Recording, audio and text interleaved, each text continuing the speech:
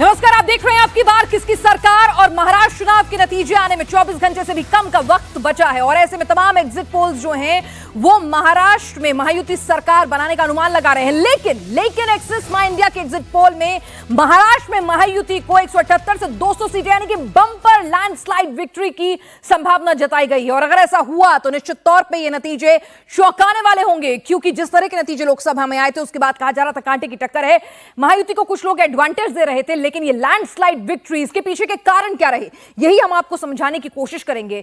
इस exit poll में महाविकास आघाड़ी को किस तरह से 82 से 102 सीटें मिलने की संभावना यहां पर जताई गई है, ये मैं आपके सामने रख रही हूं। यहां पर देखिए कि कुल 288 सीटों में से बहुमत का आंकड़ा 145 है, लेकिन यहां पर महायुति को एक्सिस माई इंडिया का एग्जिट पोल 178 से 200 सीटें दे रहा है। इसका मतलब विदर्भ हो या फिर उत्तरी महाराष्ट्र हो या फिर हम पश्चिमी महाराष्ट्र की बात कर लें, मराठवाड़ा रीजन की बात कर लें, जो एक चुनौती बना हुआ था, वहां पर भी बीजेपी, शिवसेना, शिंदे गुट ने अच्छा प्रदर्शन किया है।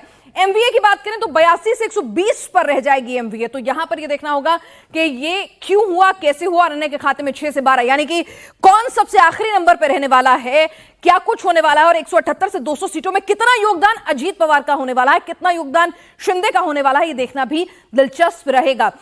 ओवरऑल हम आपको यहां पर दिखा देंगे क्या कुछ कहा जा रहा है। महायुति में बीजेपी को पहले कहा जा रहा था बीजेपी को 90 सीटें जो है, जो तमाम लोग कह रहे थे 90-100 के बीच में मिलेंगी, लेकिन यहां पर एक्सिस माई इंडिया का एग्जिट पोल बीजेपी को 98 से 107 सीटें दे रहा है। 98 से 107 सीटें, शिवसेना को 53 से 58, यानी कि इससे तो क्लियर कट है कि शिवसेना शिंदे जो है वही असली शिवसेना है। इस पर मोहर लग जाती है अगर एक्सिस माई इंडिया का एग्जिट पोल एग्जैक्ट पोल के अंदर कन्वर्ट होता है। एनसीपी के खाते में 25 से 30 सीटें यहां पर जाती हुई दिख रही हैं, यानी कि चाचा और भतीजे में यहां पर मुकाबला कांटे का दिख रहा है। अजीत पवार जो लोकसभा चुनाव में शून्य पर आकर सिमट गए थे, सबसे कमजोर कड़ी थे, यहां पर स्थिति ऐसी नहीं है। और सहयोगी दल 2 से 5, कांग्रेस जो सबसे बड़ी पार्टी थी वो 28 से 36 सीटों पर भी सिमट सकती है। महायुति को 48% वोट मिलेंगे और यहां पर एमवीए को 37% वोट। तो इतना बड़ा वोट परसेंटेज में अगर यह अंतर आता है तो यकीनन इस लैंडस्लाइड विक्ट्री के लिए यह वोट परसेंटेज का अंतर जो है वो बहुत बड़ा रोल निभा रहा है। यहां पर वीबीए को 3% और अन्य के खाते में 12% वोट जाते हुए दिख रहे हैं। लेकिन सवाल यही है कि भाई अभी तक के जितने भी एग्जिट पोल आए हैं तो वहां पर अभी तक इस तरह की लैंडस्लाइड विक्ट्री जो है प्रेडिक्ट नहीं की गई है। तो अब जरा यह देखिए कि शिवसेना को 35, शिवसेना यूबीटी को 16 और अन्य के खाते में 2, 53 सीट, यानी 53 सीटों पर आमने सामने की लड़ाई थी। कहा जा रहा था भाई कौन है असली शिवसेना। तो 53 सीटों पर शिवसेना शिंदे और शिवसेना यूबीटी आमने सामने थी। तो क्लियर कट है वहां पर शिवसेना शिंदे पर मोहर लगाई है शिवसैनिकों ने, उनके काडर ने। शिवसेना का वोट परसेंटेज जो है वो 58% है और उद्धव सेना यानी कि जो शिवसेना का जो धड़ा उद्धव बाला साहब ठाकरे के खाते में 36% है। तो अब जरा देखिए कि यहां पर वोट परसेंटेज में भी क्लियर कट हो गया है कि भाई निशान जो है इलेक्शन कमीशन नहीं लोगों ने दिया है। अब जरा आपको रीजन वाइज समझा देते हैं और उसमें हमारी मदद जो है वो सचिन चौधरी भी हमारे पॉलिटिकल एडिटर आए हैं मुंबई से, खासतौर से वो हमारी मदद यहां पर करने वाले हैं।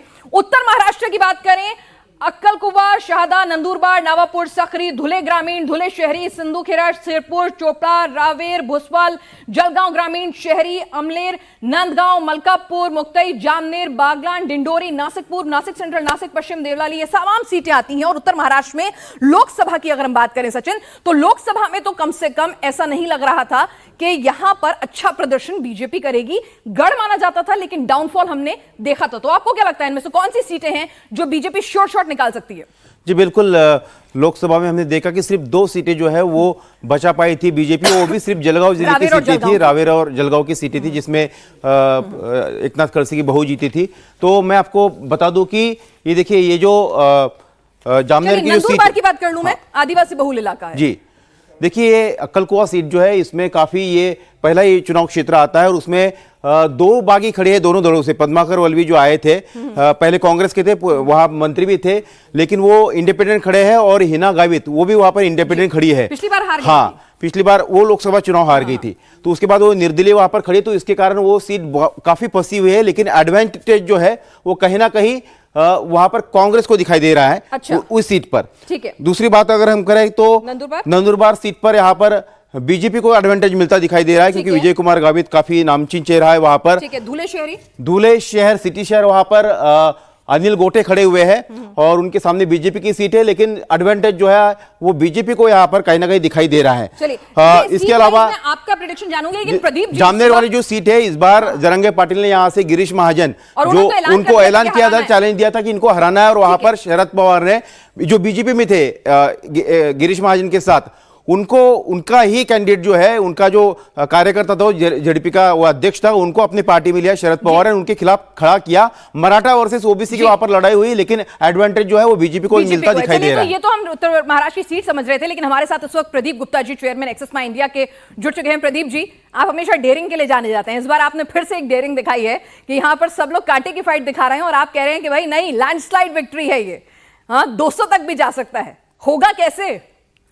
एक्सिस माई इंडिया जो है वो डेयरिंग के लिए तो मुझे नहीं पता, लेकिन अपनी टीम के काम के लिए जरूर जाना जाता है। तो जमीन से जो आंकड़े आते हैं, मैं भी उसमें शामिल हूँ टीम में, मैं भी इंटरव्यू करता हूँ, तो उसको रखने में, जैसे हम बोलते हैं ना, आप हम सब एक ही मीडिया फेटर्निटी के हैं, तो जो रिपोर्टिंग में हम कहीं कोई तब्दीली नहीं करते हैं, वो सीधे सीधे जो आया है उसको कर देते हैं। कई बार वो आंकड़े, जैसे आपने बताया, बड़े लाउड नजर आते हैं, तो सो एज द केस।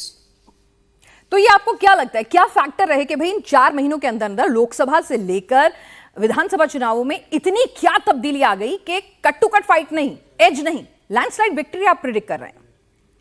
उसके 3-4 मुख्य वजह है। एक बड़ी वजह है कि जो लाड़की बहन योजना आई, अगस्त से डिलीवरी भी चालू हो गई, लोगों के, महिलाओं के खातों में 1500 रुपए पहुंचने लगे।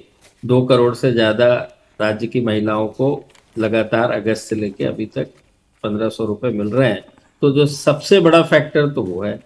उसके बाद बात कर लेते हैं वुमेन, अब डेमोग्राफी की बात करते हैं, तो हमारे उसमें 4% ज्यादा वोट दे रही है, 46 वर्सेस 50, यानी बीजेपी को, एनडीए को जो है 46 वर्सेस 50% जो है वुमेन वोट कर रही है, और मेल जो है 46% कर रहा है, तो वो एक बड़ी वजह है जी। उसके बाद जो है एसटी और एससी 10 और 11 टोटल राज्य की बात करें तो करीब 20 से 22% का ये जो ब्लॉक बनता है, और उसके साथ विदर्भ में कुणबी भी जुड़ जाते हैं।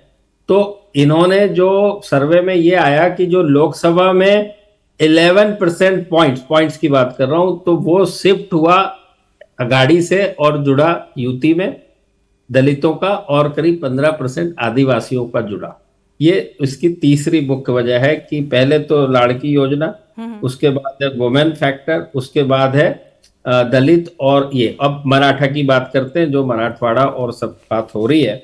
तो मराठवाड़ा में भी अकेली मराठा कम्युनिटी में भी भले ही बीजेपी का 2 पॉइंट ही बढ़ा है लोकसभा के मुकाबले, लेकिन उसमें कमी आई है, -5 जो है मराठवाड़ा में MVA उसके, क्योंकि जब राज्य के चुनाव होते हैं तो जैसे हमको पता है कि बहुत सारे रिबेल हैं, बहुत सारी क्षेत्रीय पार्टियां हैं, बहुत सी इंडिविजुअल पर्सनालिटी है, हर एक जिले के अंदर एक बहुत बड़ी दमखम रखने वाली इंडिविजुअल पर्सनालिटी है। तो उन्होंने -5 खोया है वो अदर्स के खाते में, तो ये मराठाओं का बड़ा फर्क इसमें नजर आया। भली जुड़ा वहां कम है, लेकिन घटा अगाड़ी से ज्यादा है।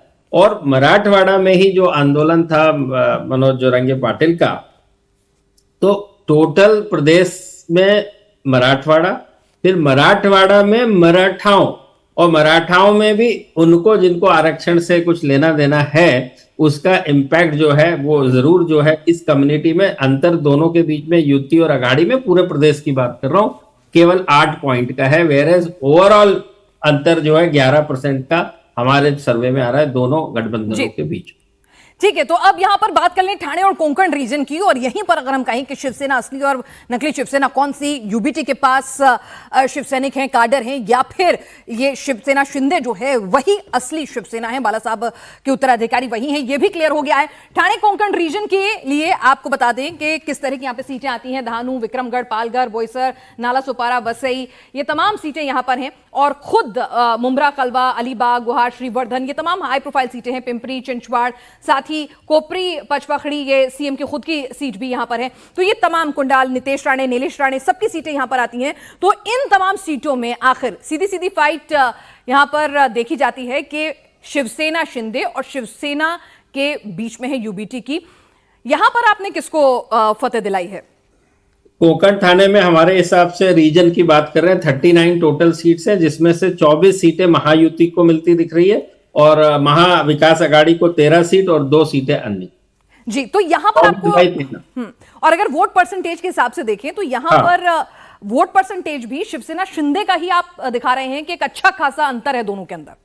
बहुत बड़ा अंतर है, 50 वर्सेस 33। तो यानी ये क्लियर कट हो गया है कि शिवसेना शिंदे जो है वही असली शिवसेना है। नहीं, इसको इस नतीजे पे पहुंचने के लिए मैं दूसरी डेमोग्राफी की बात करूंगा, क्योंकि ये थाने कोंकण रीजन है। चूंकि एकनाथ शिंदे जी जो खुद ही वहां पर है, वहां की लोकसभा जो है थाने और कल्याण जहां उनके बेटे लड़ते हैं, तो उसका कंपैरिजन बराबर नहीं होगा। यदि असली शिवसेना की जो कल्पना की जाती है, जिसको बाला साहब ठाकरे की कहते हैं, वो असली शिवसेना, तो मुंबई सिटी की बात करनी चाहिए। मुंबई सिटी में जो है 36 सीटें हैं, मुंबई सिटी में 36 सीट्स, जिसमें युति को 22 और अघाड़ी को 14 मिलती दिख रही है। बट यहां पे भी बीजेपी और आती है, इसमें नहीं पढ़ना चाहिए। सबसे अच्छा डेटा पॉइंट यह है कि शिवसेना यूनाइटेड जब थी पिछले 19 के चुनाव में, असेंबली इलेक्शन में, उसको यदि 100% हमने पूछा पिछली बार आपने किसको वोट किया और इस बार किसको करोगे, तो उसका जो आंकड़ा आया, जो शिवसेना ने पिछली बार जिनको वोट किया था, जिन लोगों ने शिवसेना को वोट किया था, उनमें से 58% लोगों ने कहा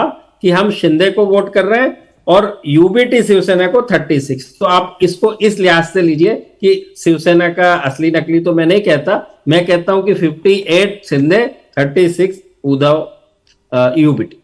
तो 58 शिंदे और 36 यूबीटी। और अगर यही चीजें अगर ठाणे में, तो चलिए ठीक है, जैसा आपने कहा कि सीएम का खुद का गढ़ है, वहां पर उनकी होल्ड सबसे ज्यादा थी। लेकिन यहां पर जिस तरह से मुंबई, जहां से शिवसेना है, जहां मातोश्री है, तो तमाम वहां पर भी अगर शिवसेना शिंदे वोट परसेंटेज में और सीटों में भी उद्धव ठाकरे से इतनी आगे रहती है, तो निश्चित तौर पर जनता ने अपना, काडर ने अपना मन और मूड बना लिया है। आप इस बात से इत्तेफाक रखेंगे सचिन?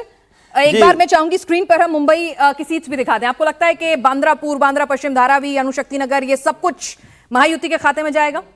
जी देखिए, मुंबई में जैसे कि उन्होंने कहा कि ठाणे रीजन जो है, अगर हम शिवसेना को समझे कि कौन सी शिवसेना किस पर हावी पड़ेगी, एकनाथ शिंदे की या उद्धव ठाकरे की, तो ठाणे रीजन में निश्चित तौर पर या कोंकण रीजन में जो है शिवसेना शिंदे को एडवांटेज वहां पर मिलता नजर आ रहा है। लेकिन अगर हम मुंबई की बात करें तो ये ठाणे रीजन का है। तो ठाणे रीजन में देखिए एरोली, बेरापुर, ये सब सीटें बीजेपी बहुल सीटें हैं, तो वहां पर कोई दिक्कत नहीं, एडवांटेज बीजेपी को है। ये जिस तरह से ये कल्याण पश्चिम की सीट है, अंबरनाथ सीट है, उसके बाद पालघर की सीट है, ये खुद की, ये दोनों सीटें जो है, ओला माजीवाड़ा जहां प्रताप सरनाइक लड़ते हैं, पचपकड़, ये तो मुख्यमंत्री की सीट है। हाँ, तो ये सब सेफ सीटें हैं। पनवेल की बीजेपी की सीट है, ये शिवसेना की सीट है, एकनाथ शिंदे शिवसेना की। उरन वाली जो है बीजेपी की सीट है।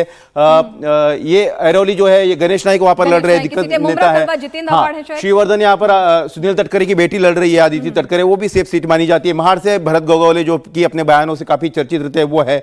मावल वाली सीट अजित पवार के लिए आसान कहने की बात चली आ रही है। नितेश राणे और नीलेश राणे यहाँ पर दोनों नारायण राणे के बेटे लड़ रहे हैं अगल बगल की सीट में। कनकौली से नितेश राणे लड़ रहे हैं और उनके लिए जीत काफी जो है मायने रखेगी और आसानी से जीत सकेंगे, इस तरह का एडवांटेज उनको दिखाई दे रहा है। तो ये वो रीजन थे कि जिनमें कहा जाता था कि भाई चाहे मुंबई रीजन हो या फिर ठाणे कोंकण रीजन हो, कि शिवसेना बीजेपी का गठबंधन जो है वो स्ट्रांग रहता है। सवाल यहाँ पे ये था कि शिंदे सेना के साथ कौन जाएगा और यूबीटी के साथ कौन जाएगा। तो वहां पर स्थितियां साफ होती हुई दिख रही हैं। एक्सिस माई इंडिया ने भी क्लियर बताया है, उनके डेटा में जो निकल कर आ रहा है कि सीधे सीधे चाहे वोट परसेंटेज हो या सीट हो, उसमें शिंदे सेना को एडवांटेज है। लेकिन अब उस रीजन की बात कर लेते हैं जिस रीजन ने लोकसभा चुनावों में एक बड़ा उलटफेर किया था। किसान, कपास, सोयाबीन, पानी, रोड्स, तमाम चीजें जो है इस रीजन में समस्या का सबब बनी हुई थी। विदर्भ की हम बात कर रहे हैं और विदर्भ के अंदर यहां पर क्या कुछ कह रहे हैं नतीजे। इन सीट्स को आप अपनी स्क्रीन पर देख रहे हैं। यहां पे वर्धा, काटोल, सावनेर, हिंगाना, बडनेरा, अमरावती, मेहकर, चिरवली, सिंदरखेड़ा, कांडजा, रामटेक, चंद्रपुर, बल्लापुर, तुमसर, भंडारा, वानी, तिरोरा, गोंदिया, अमगांव, ये तमाम, नागपुर दक्षिण, नागपुर पूर्व, यानी कि देवेंद्र फडणवीस की भी सीट है, नागपुर पश्चिम, और अगर मैं गलत नहीं हूं तो नाना पटोले की भी सीट यही है। जी बिल्कुल, है ना, साकोली सीट। हाँ, काकोली सीट जो है। तो यहां पर देखिए कि हाई प्रोफाइल लोगों की भी खूब विदर्भ में सीट है। तो यहां पर क्या कुछ एक्सिस माई इंडिया का जो एग्जिट पोल है कह रहा है। जी प्रदीप जी, विदर्भ की बात करें तो 62 सीटों में से 39 महायुति को और 20 सीटें अघाड़ी को और 3 अदर्स को। प्रैक्टिकली 2/3 1/3। 2/3 और जो कि लोकसभा की बात करें तो केवल 2 सीटें जो आई थी, 10 में से 2 सीट आई थी महायुति को, जो कि एक नागपुर की और एक अकोला की, और बाकी सब की सब सीटें जो है अगाड़ी की तरफ गई थी जी। और वहां पर अगर उसको लीड को कन्वर्ट करते तो कांग्रेस प्लस यानी कि जो एमवी है उसके खाते में 38 जाती हुई दिख रही थी और बीजेपी कहीं लोकसभा लीड के मुताबिक 20 पर दिख रही थी, लेकिन यहाँ तो उल्टा हो गया। उल्टा हो गया, बिल्कुल। तो क्या हुआ, मतलब किसान सोयाबीन दलित आदिवासी ने ना, वहां विदर्भ में केवल दलित और आदिवासी, 2 के सिवा तीसरा कुछ नहीं, और कुनबी, बस इतने का ही फर्क होता है। वहां किसानों का उतना बड़ा फर्क वहां तब भी नहीं था। बड़ा फर्क वो था जो संविधान वाली बात, दलितों का, वहां पर ही आपका गढ़ हेडक्वार्टर है आरएसएस का, तो वहां पर हमेशा दलित और आरएसएस और वो सारी कहानी होती है। अभी भी पूरे प्रदेश की बात करें तो दलित अभी भी महाविकास आघाड़ी को ज्यादा वोट मिलता हुआ दिख रहा है, 40%, और उससे कम 34% जो है वो महायुति को मिलता हुआ दिख रहा है दलितों का। लेकिन हुआ ये था, एक तरफा विदर्भ में, खासकर विदर्भ और मराठवाड़ा में दलितों ने और आदिवासियों ने बड़ी संख्या में वोट किया था महाविकास आघाड़ी की तरफ, जो कि अब पूरा का पूरा वो वोट शेयर जो है वो वापस आता हुआ दिख रहा है। और इसके मायने आप उससे भी लगा सकते हैं कि इस लोकसभा के पहले, 24 के लोकसभा के पहले, जो 19 और 14 के जो 2 विधानसभा और जो 2 लोकसभा हुए, उसमें करीब करीब वही यही स्थिति थी जो आज अभी सर्वे में नजर जी। लेकिन यहां पर कहा जाता है कि विदर्भ के अंदर एडीएमके, आदिवासी दलित मुस्लिम कुनबी, ये एक पूरा का पूरा एक वोट बैंक बना लिया था जिस पर बहुत ज्यादा बुलिश थी। तो ये वोट बैंक खिसक गया है कि पूरी तरह से, चलिए दलित तो आप कह रहे हैं कि अभी भी एमबीए के साथ है। खिसक गया का मतलब है, नहीं, एमबीए के साथ भी होने दीजिए। यदि आज 40% मिलते दिख रहे हैं दलित को, तो पहले दलित के 60 मिल रहे थे, यानी बीजेपी के 30 से घट के 10 हो जाते हैं। इसी क्षेत्र में करीब 20% दलित है। जब 20% का हेर फेर होता है तो 4 पॉइंट का फर्क एक पार्टी के फेवर में, जब वो एडवांटेज में कन्वर्ट होता है, नेट रेट एडवांटेज का 8 पॉइंट का फर्क पड़ जाता है। 4 यहां से निकले और वहां जुड़े तो 8 पॉइंट का फर्क पड़ता है। चलिए, तो विदर्भ की बात हमने कर ली, मुंबई रीजन, ठाणे कोंकण रीजन की बात कर ली, उत्तरी महाराष्ट्र की बात कर ली, और अब मराठवाड़ा की बात कर लेते हैं। मराठवाड़ा रीजन की बात कर लेते हैं। मराठी आरक्षण यहां पर एक बहुत बड़ा मुद्दा था। यहां पर भी परफॉर्मेंस बहुत बेहतरीन नहीं रहा था। और अगर हम कहें तो अगर सिर्फ एक ही सीट यहां पर लोकसभा में निकाली थी, एक ही सीट संभाजीनगर की सीट आई थी, संदीपान और वो भी शिंदे सेना से, बीजेपी की अपनी नहीं थी। तो चलिए यहां पर देखिए किनवट, हंदगांव, भोकर, नांदेड़ उत्तर, नांदेड़ दक्षिण, लोहा, नायगांव, कई बड़े मिनिस्टर्स जो है, कैबिनेट मिनिस्टर, वो भी यहां पर उनकी किस्मत दांव पर है। औरंगाबाद सेंट्रल, पश्चिम, पूर्व, बीड़, आष्टी, मांजलगांव, औसा, उमरंगा, ये तमाम सीटें यहां पर आ रही हैं। लातूर, यहां देशमुख भाई जो है लातूर ग्रामीण, लातूर सिटी से लड़ते हैं। तो ये तमाम सीटें जो है, और थोड़ा बहुत दबदबा एआईएमएम का भी है उस रीजन में, औरंगाबाद की अगर हम बात करें तो यहां पर क्या कुछ एक्सिस माई इंडिया का पोल कह रहा है, प्रदीप जी? हमारे हिसाब से मराठवाड़ा की 46 सीटों में से 30, 15 और 1, 30 युति को, 15 अगाड़ी को और 1 जो है अदर्स के खाते में। सचिन, इत्तेफाक रखते हैं आप, ऐसा ही कुछ होगा? 30 सीटें ये बता रहे, तो इसका मतलब है कि जैसे कि उन्होंने कहा कि 2014 और 2019 की बात करें, हालांकि 2014 से 2019 में बीजेपी की सीटें थोड़ी घटी थी, चाहे विदर्भ हो या मराठवाड़ा हो, लेकिन अगर ये सीटें वहां पर मेंटेन रहती है तो कोई इसमें कोई अचरज नहीं होगा कि थंपिंग मेजोरिटी के साथ जो है महायुति की सरकार आएगी, क्योंकि मराठवाड़ा में इस बार बहुत ही, विदर्भ यही तो सबसे कंसर्न मराठवाड़ा में इस बार प्लानिंग ये हुआ था, इसकी वजह है कि वहां पर बीजेपी को लगा कि मराठा फैक्टर उनको अफेक्ट कर सकता है बीजेपी के खिलाफ, क्योंकि जरांगे पाटिल बार बार ये कह रहे थे कि वो बीजेपी को हराएंगे, और शिवसेना शिंदे के उनके साथ अच्छे ताल्लुकात थे, उनके चाहे मिनिस्टर से उनके नेता उनको मिलने में बार बार जाते थे। तो इसके कारण बीजेपी ने सबसे ज्यादा सीटें वहां पर एकनाथ शिंदे को लड़ाई। वहां अगर हम बात करें तो देखिए ये जो पैठन वाली सीट है, वहां पर खुद भुमरे के जो बेटे हैं वो वहां पर चुनाव लड़ रहे हैं। गंगापुर से बीजेपी लड़ती है। औरंगाबाद जो पूर्व की सीट है, वहां बीजेपी के जो अतुल साहब है उनकी किस्मत दांव पर लगी है। लेकिन ये घनसावंग की जो सीट है, वहां पर अतुल राजेश टोपे जो है, शरद पवार एनसीपी की, उनकी सीट भी खतरे में, क्योंकि वहां पर मराठा वर्सेस ओबीसी इस तरह की बात हो रही है। तो बीजेपी ने जो समीकरण है वो अच्छे से वहां पर जोड़े हैं कि जहां पर शिंदे को मौका दिया गया है, शिंदे को आगे रखा है। फडणवीस से मनोज जरांगे पाटिल की नाराजगी, तो वहां पर वो बैलेंस किया गया है, तो उसको बैलेंस करने के लिए शिंदे को उतारा है। अब भोकर जी की सीट देखिए, जैसे अशोक चौहान का वहां पर गढ़ है, तो उनकी बेटी श्रीजा वहां पर लड़ रही है। तो ये उनके लिए भी नाक की लड़ाई, क्योंकि हाँ, तो वो सीट पर जो है वो उनकी बेटी की जितना लगभग तय माना जा रहा है। लोहा जो सीट है वहां पर पत्थरपला चिखलीकर जो हारे थे अभी लोकसभा चुनाव में, वो वहां पर लड़े, उनकी बहन के खिलाफ ही लड़ रहे हैं, वो शेखप से वहां पर लड़ रही है। तो ऐसी कई सारी सीटें हैं। देखिए लातूर वाली सीट है, हालांकि लातूर में देशमुख भाइयों का दबदबा जरूर माना जाता है कि वो अमित देशमुख जो है उनके भाई जो है सीटें निकाल सकती है। परांडा से शिंदे शिवसेना की मंत्री है तानाजी सावंत, वो वहां पर चुनाव लड़ रहे हैं। भाई भी धनंजय मुंडे भी इसी धनंजय मुंडे परली से लड़ रहे हैं, बीड जिले की परली सीट से लड़ रहे हैं, लेकिन वहां पर पंकजा मुंडे इस बार उनके साथ में है और पंकजा मुंडे को मराठा आरक्षण का काफी यहां पर झटका लगा था। इसके कारण वो बेहद कम सीटों से हारी थी, वो कम वोटों से हारी थी वो सीट, लेकिन इस बार भाई बहन एक साथ में है तो इसके कारण ये सीट बीजेपी निकाल लेगी। तो ऐसी कई सारी सीटें हैं जहां पर बीजेपी शिंदे का कॉम्बिनेशन अच्छा है। जी, क्या ऐसा हुआ कि बटेंगे कटेंगे तो अलग अलग लोगों ने अपने हिसाब से इंटरप्रेट किया? क्या ओबीसी समाज ने कह दिया कि मराठाओं के आगे हम नहीं बटेंगे, हम एकजुट रहेंगे? मुझे ऐसा कहीं भी सर्वे में नजर नहीं आता, ना ही इस विषय को कभी पब्लिक बोलती है। सारा का सारा खेल जो है सरकारों के जीतने और हारने का केवल एक चीज पर होता है, वो है डिलीवरी, उसके अलावा कुछ नहीं होता। जनता जब वोट देती है तो ये ध्यान में रखती है कि 5 साल पहले आपने क्या कहा था और इन 5 सालों में क्या आपने काम किया और उनके जीवन में क्या परिवर्तन लेके आए हो और आगे आने वाले समय में आप हमारे लिए क्या करने वाले हो, उस पार्टी के फेवर में वो वोट करते हैं। नारे वारे सब कैंपेन और उसके लिए बहुत अच्छे हैं, उसमें मुझे नहीं लगता कि जमीन के ऊपर तो 4 महीने में तो सिर्फ एक ही डिलीवरी बदली है, वो है लाडली बहना योजना का पैसा। वो भी इतनी सब्सटेंशियल है कि उसने 2 करोड़ महिलाओं के खाते में यदि पहुंचे तो 2 करोड़ महिला का मतलब समझते हैं आप, उसका 5 गुना कर लीजिए तो 10 करोड़ तो टोटल वोटर है। एक फैमिली में कम से कम 5 लोग तो होते हैं, तो उनको प्रभावित करती है। चलिए, और इसी को गेम चेंजर भी माना जा सकता है। जो कुछ मध्य प्रदेश में शिवराज सिंह चौहान के लिए फेवरेबल हुआ, शायद यही गेम चेंजर यहां पर भी हो सकता है। पश्चिमी महाराष्ट्र के इकलौता रीजन अभी रह गया है। पश्चिमी महाराष्ट्र की तस्वीर हम यहां पर अपनी स्क्रीन पर दिखाएं। एक क्विक अपडेट यहां पर क्या कुछ दे रहे हैं वहां पर एक्सेस माई इंडिया के हिसाब से इस रीजन में।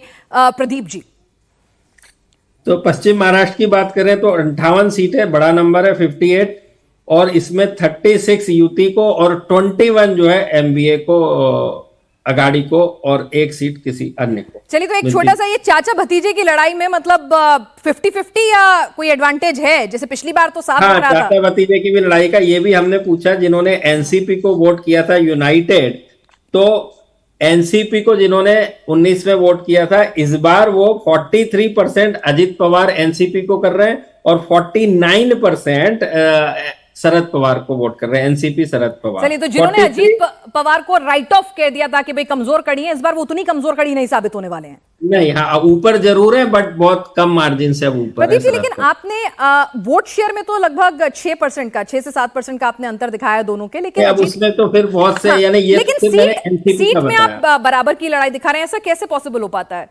सीट में बराबर की नहीं दिखा रहे हैं, ना सीट है 36/21, 60-40 का फर्क है, 60-40 का फर्क है। अजित पवार की सीट जा रही है, ऐसा वो कह रहे हैं। अजित पवार नहीं, ऐसा मैं नहीं कह रहा, ऐसा मैं नहीं कह रहा। नहीं, आपके क्या आंकड़े क्या है आपके अजित बारामती की सीट को लेकर? बारामती सीट से अजित पवार जीत रहे हैं, ऐसा संभावना है हमारे। चलिए प्रदीप जी, आपने एक्सेस माई इंडिया का ये जो पूरा आपने अपना एग्जिट पोल था वो हमसे शेयर किया, उसकी डिटेल्स बताएं, क्या कुछ याद आ रहे हैं? आपका बहुत बहुत शुक्रिया। सीएसडीएस लोकनीति के एग्जिट पोल में महाराष्ट्र में महायुति को 43% वोट शेयर मिल रहा है और महाविकास आघाड़ी को 39% और अन्य खाते में 18% वोट शेयर मिल रहा है। अगर ये वोट शेयर सीटों में कन्वर्ट हुए तो महायुति आसानी से बाजी मार देगी, क्योंकि 4% का वोट शेयर, वो भी विधानसभा चुनावों के मद्देनजर, एक बड़ा डिफरेंस माना जाता है और वो डिफरेंस जो है वो सीटों में कन्वर्ट होगा। सीएसडीएस लोकनीति के एग्जिट पोल में महाविकास आघाड़ी 39% वोट शेयर के साथ महायुति से 4% वोट से पीछे दिख रहा है। क्या महाराष्ट्र में यही 4% वोट उलटफेर करेगा? और ये 4% वोट कहां से आ रहा है? 4% वोट क्या महिलाओं के वोटर टर्नआउट है? क्या दलित जो है, जिनका एक तरह से मोहभंग हमने देखा था लोकसभा चुनावों में, आरक्षण को लेकर जो तमाम बातें हुई थी, क्या वो थोड़ा शिफ्ट हुआ है? क्या ओबीसी एकजुट हुए हैं? तमाम सवालों के में बातचीत करेंगे। हमारे साथ सचिन चौधरी स्टूडियो में लगातार जुड़े हुए हैं और संदीप शास्त्री जी, कोऑर्डिनेटर लोक नीति के, हमारे साथ इस वक्त जुड़ चुके हैं। संदीप शास्त्री जी, ये 4% का अगर अंतर सीटों में देखें तो फिर तो बहुत आसान रहा होने वाली है महायुति के लिए। आपने सही कहा कि 4 सीटों का 4% का अंतर से महायुति को काफी फायदा हो सकता है, पर यहाँ 2 चीजें आप ध्यान में रखिए। एक, महाराष्ट्र में अलायंस पॉलिटिक्स चल रहा है, दो गुटों के बीच ये कंपटीशन चल रहा है। और जब अलायंसेस काम करती हैं, वोट शेयर हम अलायंस की दिखाते हैं, उसके वजह से उस अलायंस में एक कोई वीक कड़ी हो या स्ट्रांग कड़ी हो, वो कैसे करता है, उस पे ज्यादा ये 43 और 39 वो रिटेन कर सकेंगे, उस पे डिपेंड करेगा। आप महायुति में देखिए, BJP majority of seats contest कर रहा है और उस कारण से बीजेपी को इस चुनाव में अच्छा करना, कल के नतीजे में बीजेपी को ज्यादा सीट आना महायुति के लिए वो चाहिए। दूसरी तरफ आघाड़ी में वो कांग्रेस हो, वो उद्धव सेना हो, वो शरद पवार की एनसीपी हो, तीनों मोर और less equal number of seats contest कर रहे हैं। इसलिए आघाड़ी को अच्छा करना हो तो तीनों को अच्छा करना पड़ेगा।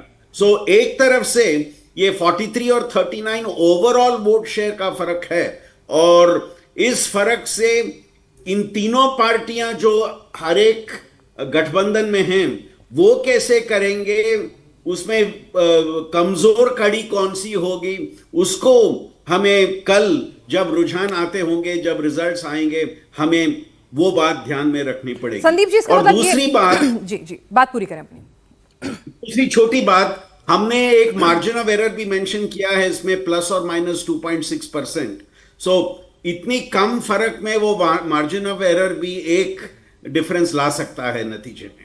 जी संदीप जी, अगर मैं सही समझी कि ठीक है, हमें वोटिंग परसेंटेज जो है महायुति का 43% दिख तो रहा है, तो इसमें ऐसा भी हो सकता है कि भाई बीजेपी को बंपर वोट मिले हों, हो सकता है किसी ने अजीत पवार को वोट नहीं दिए हो सकता है किसी ने शिंदे सेना को वोट नहीं दिए हो, तो वहां पर वो खराब परफॉर्म करें, तो सीटों में ये 4% जो है अंतर, क्या उतना ही सीटों में कन्वर्ट होगा, इसकी कोई गारंटी नहीं है क्योंकि फ्रैक्शन बहुत ज्यादा है, आप ये कह रहे हैं?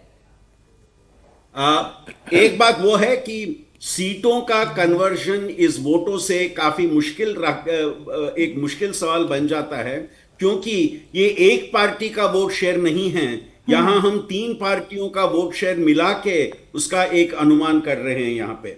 सो यहां पे जैसे मैंने कहा, एक कड़ी जो थोड़ी वीक हो सकती है, एक पार्टी जो थोड़ी स्ट्रांग हो सकती है, उसके परफॉर्मेंस से ये वोट शेयर का फर्क आएगा।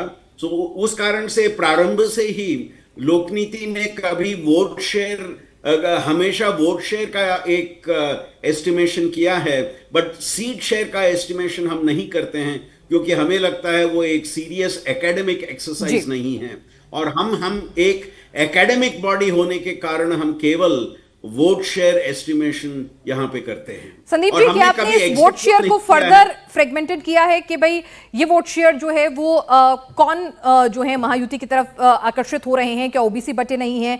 क्या दलित एक बार फिर से महायुति का दामन थाम रहे हैं? कुछ पैटर्न आपने स्टडी किया है फर्दर? हाँ, ये हमने इस स्टडी में किया है कि सोशल कोalition किस तरह से दोनों महायुति और आघाड़ी ने कंस्ट्रक्ट करने की एक प्रयत्न की है।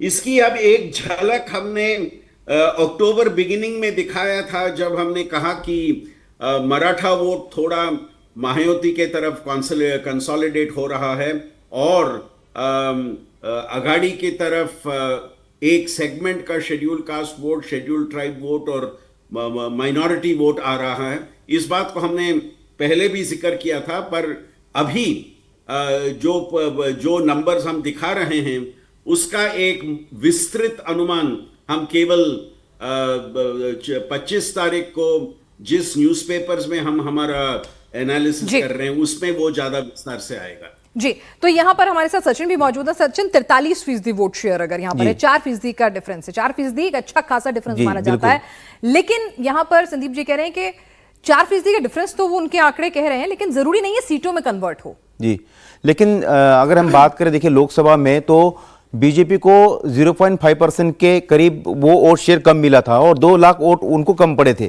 तो बीजेपी ने चुनाव में क्या चाहा कि ये 2 लाख वोटों की भरपाई कैसे हो सकती है, तो इसलिए उन्होंने लाडली बहना स्कीम लाई कि हम अगर महिलाओं के वोट अगर हम तब्दील कर पाए, वोट अगर भर पाए, तो हमारा जो वोट परसेंट कम हो रहा है लोकसभा में उसको हम भर पाएंगे और जो एक मुश्त जो मुस्लिम वोट गिरता है उसका भी वो तोड़ निकल पाएंगे। तो इसलिए उन्होंने लाडली बहन योजना लाई और जैसा कि इन्होंने कहा कि अब ये तीनों पार्टियों का वोट शेयर है। पिछले चुनाव में अगर हम बात करें तो तब बीजेपी को 35% मिले थे और शिवसेना संयुक्त थी तो उनको 19% यानी कि 55% के करीब हुआ था वो, और कांग्रेस एनसीपी का करीबन 34% के करीब था। लेकिन अगर हम यहाँ पर बात करें तो ये जैसे कि कह रहे कि इन तीनों में कमजोर कोई कौन हो सकता है, क्योंकि तीन पार्टी का ये वोट शेयर यहाँ पर दिखाई दे रहा है। मतलब तो इसको बैलेंस करने के लिए, इसी को बैलेंस करने के लिए यहाँ पर महायुति ने क्या किया था शुरू से कि जो सीट शेयरिंग है उनकी जल्दी उन्होंने डिक्लेयर कर दी थी जैसे जैसे, और हम आप अगर देखें तो महाविकास आघाड़ी में आखिर तक ये जो बातें हैं चलती आ रही थी कि कौन किस सीटों पर लड़ेगा, बागी कहां पर है। और मैं आपको आंकड़े अगर बता दूं तो करीबन 21 जगहों पर ऐसी है जहां पर अभी भी महाविकास आघाड़ी के नेता एक दूसरे के खिलाफ लड़े थे, वो सबसे ज्यादा जगह थी। और उसकी तुलना में महायुति में सिर्फ 8 जगह पर लोग जो है एक दूसरे के खिलाफ यानी कि फ्रेंडली फाइट उनकी हुई थी या बागी उनके खड़े रहे हुए हैं, तो इसका भी असर होगा। और दूसरी बात है कि अगर कोई कमजोर कोई नजर आती तो यहां पर महायुति ने यानी कि बीजेपी और शिंदे शिवसेना और इन्होंने रीजन बांट लिए, जैसे कि विदर्भ में वहां नेट टू नेट फाइट है कांग्रेस और बीजेपी के बीच में, क्योंकि वहां पर अजित पवार को कोई स्कोप नहीं है, वहां पर शिंदे शिवसेना को स्कोप नहीं, तो वहां बीजेपी सबसे ज्यादा सीटें लड़ रही है। अगर मराठवाड़ा की बात करें तो वहां पर बीजेपी कमजोर कड़ी साबित होगी, इसलिए वहां पर शिंदे शिवसेना को ज्यादा सीट दी गई है। अगर हम कोकण रीजन की बात करें तो कोकण रीजन में अजित पवार को ज्यादा स्कोप नहीं है, हालांकि जो मुस्लिम बहु सीट है वहां पर उन्होंने नवाब मलिक हो या फिर उनकी बेटी हो या फिर जिशान सिद्दीकी हो, वहां पर वोट का बंटवारा उनको नुकसान न हो इसलिए वहां पर ऐसे उम्मीदवार दिए हैं। तो एक टैक्टिकल वहां पर उम्मीदवार उन्होंने दिए हैं, उस पार्टी को अपना शेयर दिया है। इसने कहा था कि भाई जो अजीत पवार गुट का जो एनसीपी का जो अजीत पवार गुट की एनसीपी है उसका वोट ट्रांसफर नहीं हो पाया था, वो एक बड़ी कमजोर कड़ी रहा था, तो शायद उसको नलिफाई करने की यहाँ पर कोशिश की गई है। उनको पश्चिम महाराष्ट्र में ज्यादा सीटें लड़ने के लिए दी पश्चिम महाराष्ट्र। यहाँ पर संदीप जी एक चीज आपसे और समझना चाहेंगे, क्या महिला वोटरों के पैटर्न में भी कुछ तब्दीली आपको देखने को मिली है? उनकी महिला वोटर टर्नआउट तो अधिक हुआ ही है। मैं दो बातों का यहां जिक्र करना चाहूंगा। पहली, जो आपने कहा महिला वोट, हमने काफी विधानसभा चुनावों में देखा है कि महिला वोट एक पार्टी को जिताती है या एक पार्टी को हराती है। महिला एक पार्टी को जब महिला वोट कम मिलती है वो हारती है, जब उस पार्टी को ज्यादा मिलती है तो जीतती है। सो अक्टूबर में जब हमने समीक्षा की थी उस समय दिखा था कि महायुति के कल्याण कार्यक्रम उनकी लड़की बेटी योजना से, बहन योजना से 70% से ज्यादा लोगों ने कहा कि हमें या हमारे कुटुंब वालों को इसका लाभ मिला है। सो एक तरफ से महिला वोट काफी कल इंपॉर्टेंट रहेगा। मैं और एक बात कहूंगा जो सचिन जी ने बात की है, काफी वर्षों से अभी दिख रहा है कि लोकसभा में किस तरह रुझान आते हैं और असेंबली में किस तरह आते हैं, वो बहुत फर्क होता है। 2019 की उदाहरण देखें तो 2019 में एनडीए को 230 असेंबली सेगमेंट्स में लोकसभा चुनाव में लीड मिला था, पर जब असेंबली इलेक्शन आया उन्हें सिर्फ 161 सीट्स मिले। उसी तरह इस बार आप 2024 के लोकसभा चुनाव देखेंगे तो असेंबली सेगमेंट्स में आघाड़ी को केवल 23 सीट्स ज्यादा मिले थे। अगर आप आघाड़ी और महायुति के सीट्स जहां उनको लीड मिला कंपेयर करेंगे तो 151 थे आघाड़ी के और 128 थे महायुति के। तो हमें ये असेंबली सेगमेंट्स में किस तरह से लोकसभा चुनाव में पार्टीज को लीड मिला उसे भी देखना पड़ेगा। आघाड़ी को बहुत ज्यादा सीट्स लोकसभा में मिले थे, अगर वो कंपैरिजन आप करें 30 और 17, बट विधानसभा सेगमेंट्स में लीड केवल उनका 23 सीट्स में आयुति से ज्यादा था। बिल्कुल, वोट परसेंटेज जो है वो सीटों में तब्दील होगा इसकी कोई गारंटी नहीं होती है। और सचिन, जब मल्टीपल पार्टीज होती हैं और पार्टीज के बीच में से ही पार्टी निकली हुई होती हैं तो वोट शेयर यकीनन जीत की गारंटी नहीं होती है सीटों में कन्वर्ट होने की। जी बिल्कुल, जैसे कि संदीप जी ने एक बात कही कि देखिए ये जो लोकसभा के चुनाव हुए तो उसमें देखिए 5 ऐसे, जैसे देवेंद्र फडणवीस भी कई बार जब ये नारा लगा बटेंगे तो कटेंगे या फिर एक है तो उससे पे, तो उस पर उदाहरण दिया जाता था कि जैसे कि मालेगांव की सीट है या धुलिया की सीट है, 6 लोकसभा की 5 विधानसभा में बीजेपी की लीड है। बीजेपी जो है लीड ले रही है, और एक में वो एक खुला जो एक मुश्त मुस्लिम वोट बैंक खुला वहां पर, और वो सीट गई। भाईकला की सीट ले लीजिए आप, वो सीट भी वैसे गई। तो ऐसे 8 सीटें वो हारे थे, कम से कम 8 से 12 सीटें वो हारे थे। तो इसका तौर भी हमने बीजेपी के कुछ नेताओं से बात हुई तो उनका कहना था कि ये इंपैक्ट जो है वो एक सीट पर हो रहा है जहां पर मुस्लिम डोमिनेटेड सीट है। जैसे कि 12 सीटें अगर अगर बीजेपी हारी है तो यानी कि उनको 17 सीटें मिली है, और महाविकास आघाड़ी को 30 सीटें मिली लोकसभा में, तो ये 12 सीटें इस कारण गई है। तो बीजेपी ने वहां पर भी तोड़ निकाला। जैसे कि मैंने आपको कहा कि जो मुस्लिम बहु सीटें, जैसे कि नवाब मलिक को उतारा, उनकी बेटी को उतारा, जीशान सिद्दीकी को उतारा। अगर मालेगांव और धुलिया की सीट की हम बात करें तो वहां पर समाजवादी पार्टी खड़ी है, अन्य मुस्लिम उम्मीदवार इंडिपेंडेंट खड़े हैं। हम देख रहे हैं कि मुस्लिम वोट बैंक को काटने के लिए कई इंडिपेंडेंट खड़े हैं, तो 50-50 है। तो ये वहां पर कोशिश की गई है। इसके कारण हो सकता है कि ये जो वोटों का बंटवारा जो है वो महाविकास आघाड़ी में हो जाए। और जैसे कि मैंने कहा कि सबसे ज्यादा जो बागी है वो महाविकास आघाड़ी में है तुलना में महायुति के, तो उसका फायदा कहीं ना कहीं ये भी होगा। जैसे कि लाडली बहन योजना तो है ही है, इसके अलावा जो पोलराइजेशन, जैसे कि एडीएमके के जो फॉर्मूला है आदिवासी मुस्लिम तो छोड़ दीजिए, लेकिन दलित और कुनबी उसको इकट्ठा करने के लिए तीनों नेता जो है विदर्भ के रीजन में एक साथ रहे। हमने देखा कि चंद्रशेखर बावनकुले वहां पर डटे रहे, नितिन गडकरी सबसे ज्यादा विदर्भ में उन्होंने सभाएं और रैलियां की, और देवेंद्र फडणवीस हर चौथे तीसरे दिन विदर्भ में जाते थे। तो 3 नेताओं ने एक इलाके को घेर कर रखा जो उनकी कमजोर कड़ी थी। शिंदे ने जो है वो कोकण, मराठवाड़ा और कोकण का इलाका संभाल के रखा। तो अजित पवार ने पश्चिम महाराष्ट्र, आप देखेंगे कि पश्चिम महाराष्ट्र के बाहर ज्यादा अजित पवार निकले नहीं, बारामती और छोड़कर। हाँ। तो उन्होंने अपने इलाके संभाले। शरद पवार सिर्फ बारामती में ही रहे, तो ये भी एक नुकसान हो सकता है कॉन्फिडेंस का। चलिए, तो दिलचस्प होगा महाराष्ट्र का ये चुनावी नतीजा, क्योंकि एक नहीं, दो नहीं, बल्कि 6 पार्टियों के भीतर से निकली पार्टियां जो हैं वो चुनावी मैदान में हैं, और साथ ही छोटे छोटे दल भी हैं और कुछ बागी भी हैं। तो दिलचस्प होगा मुकाबला, बस कुछ ही घंटों का इंतजार है।